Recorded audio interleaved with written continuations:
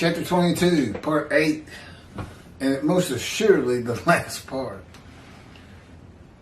Picking back up on Jesus changing the prophecy. That's by his very lips. He's the one. Luke says, he says this to them. Now, he didn't write the Gospels. You know, we don't even get the first Gospel of Mark, until 40 years after his death. And it's filled with quotes and sermons, Sermon on the Mount, different events. 40 years after his death.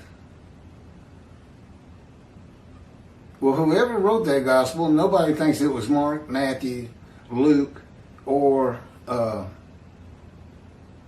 that's the Apocrypha and Pseudepigrapha, books attributed to other people or hidden books. They just, whoever wrote it, attributed it to Mark, for instance.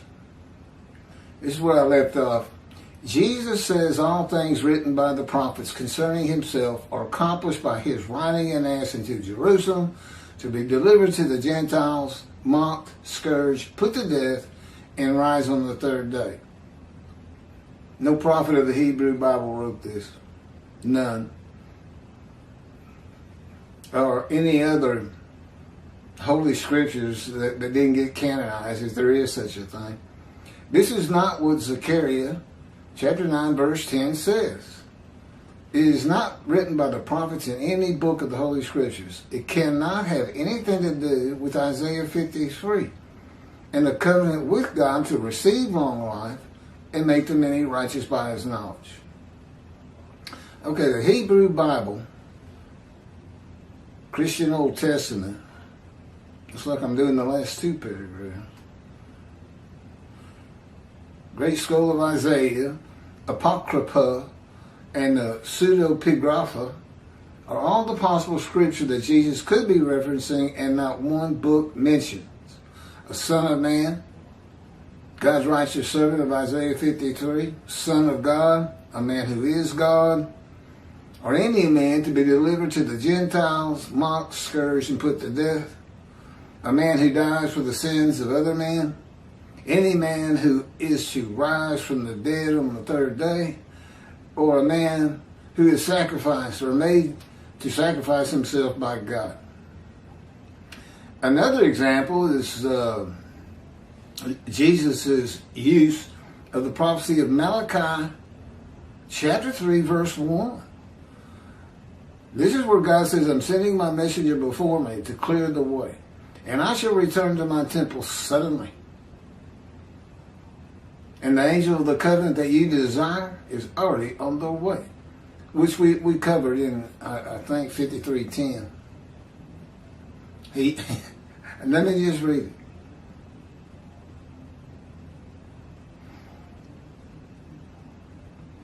Okay, it's his use of Malachi 3:1 to describe his cousin John the Baptist as being Elijah, who historically and by the scripture could not be him.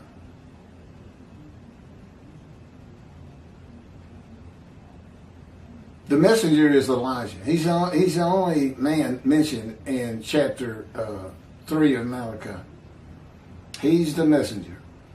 God had his prophet Jeremiah write the new covenant with sin forgiveness for a time to come in Jeremiah 31.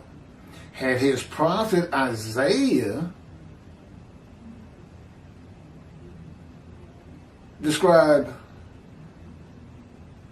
Elijah, who I'm all for, in Isaiah 53, and had his prophet Malachi write that the angel of the covenant you desire is already coming, and the messenger of the covenant is being sent to clear the way for the Lord, who is Elijah.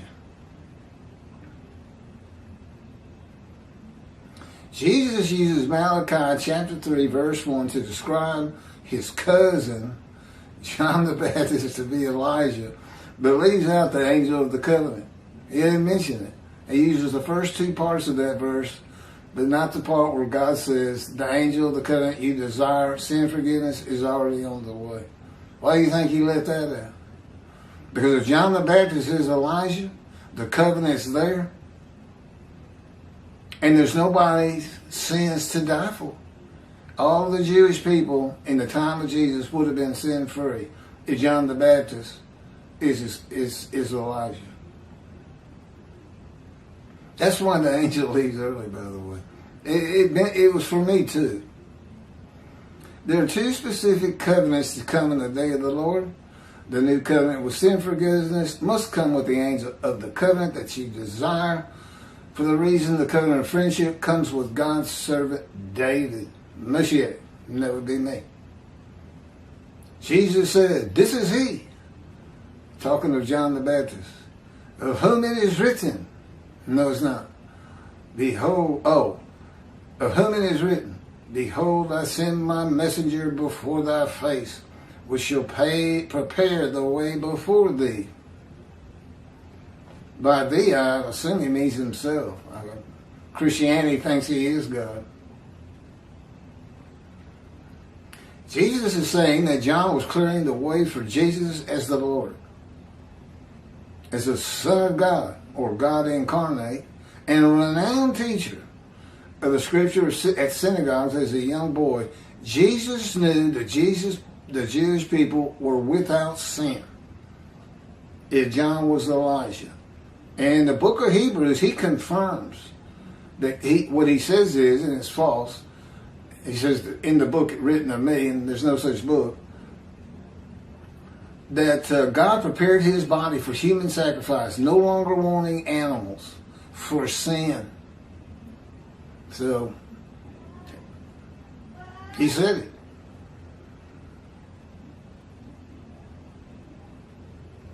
Jesus knew the Jewish people without sin if John was Elijah. That is why he did not mention the angel of the covenant. More deceit. He cannot die for the sins of the Jewish people if they are sin-free. God forgives by his written word. He did it for the exiles, 13 tribes. And now he's doing it for the Roman dispersal, the diaspora.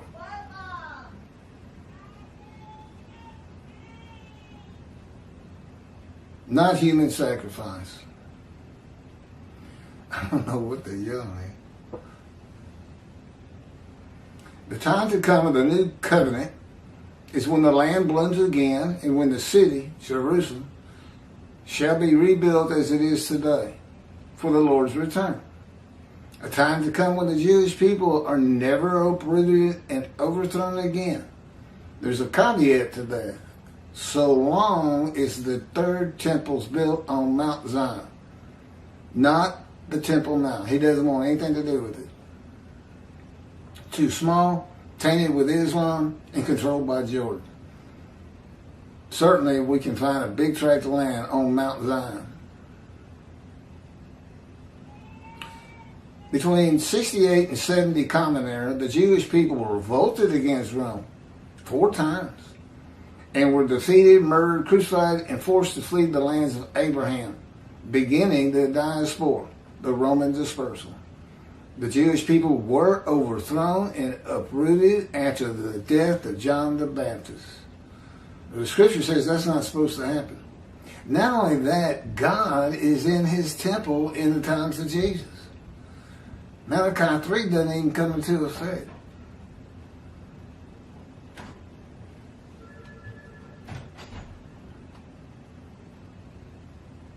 C, last paragraph. The time is coming, declares the Lord, when the city shall be rebuilt for the Lord from the tower of Hanel to the corner gate, and the measuring line shall go straight out to the Gareb hill, and then turn toward Goa, and the entire valley of the corpses and ashes, and all the fields as far as the Wadi Kidron. And the corner of the horse gate on the east shall be holy to the Lord. They shall never again be uprooted or overthrown. Jeremiah 31, verses 38 through 40. Guy was the title lawyer. This is the kind of description. You just do this. Oh, no. You can actually find most of these places, but the fact is, Jerusalem is so much larger today than it was in antiquity, according to God himself. And if it had to be rebuilt, that must be true. That it encompasses all these landmarkers. Okay, then comes chapter 23, which I've already done. They're very good. This is on Tovia Singer and Outreach Judaism. 24 is on Jews for Judaism, and their commentary that Isaiah 53 is Israel. All the people of Israel gathered as one name. And Tovia does the same thing, but they have different commentary to support that. And the support is so weak. It's borderline an absurdity. I really question if they believe it and why they did it. Maybe as anti-missionaries, they thought it's a better way to fight the Christians, saying it was Jesus. I think I've covered it a lot better than anybody. Well, God has.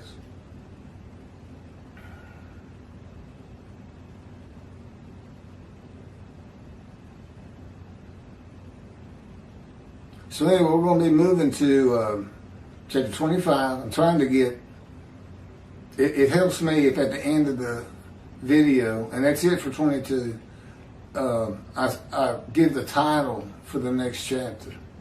I tend to forget.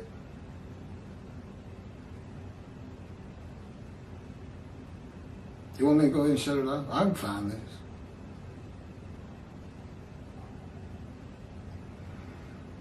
I'm scrolling through chapter 24. But that's basically it. If you're not interested in the name of chapter 25